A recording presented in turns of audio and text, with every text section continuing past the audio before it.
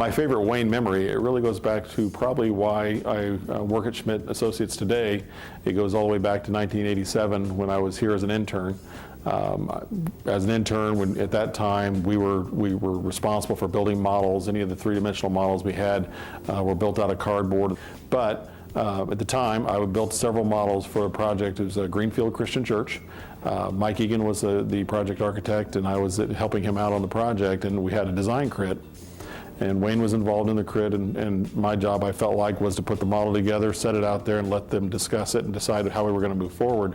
And I was really surprised at one point in the discussion that Wayne looked at me and said, "What do you think?" And that really said something to me about who he is. It's got to be the moose hat breakfast that we have whenever it snows. It's kind of fun that Wayne enjoys it and enjoys celebrating with everybody in the office who's there that morning. So I think it's a lot of fun. It's a very unique and special thing about Schmidt Associates. Not sure anyone else is brave enough to tell this story, but I've been told that it needs to be told. We had a Halloween party at one of the partners' houses, and we were playing Pictionary. And Wayne Schmidt was up, and actually Wayne Schmidt's wife was up doing Pictionary. She was struggling a little bit getting her picture across. So Wayne decided he would come to her rescue. So he ran up to the front to help her out, and he decided he would imitate Superman.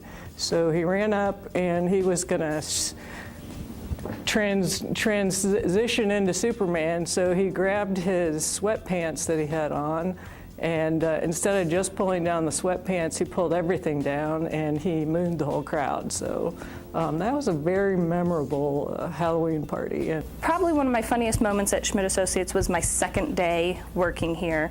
Wayne came up the stairwell and looked at me and said, "What are you doing here?"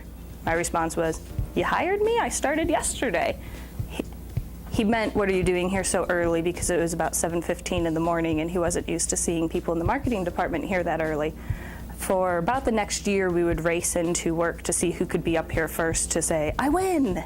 One time that Wayne lost his red hat, and somebody found that and didn't tell him, and gave us, everybody in the office, wear the red hat and take a picture of it, and everybody wrote an email back to say, "I didn't see it."